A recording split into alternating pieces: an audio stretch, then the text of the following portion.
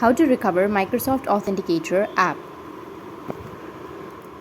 So if you want to recover your Microsoft Authenticator app, then it's a very quick and easy process. So first of all, you just need to simply open up your Play Store or your App Store and simply download the application on your device. And after that, you just need to simply log into your account. So open up your Authenticator and log into your account.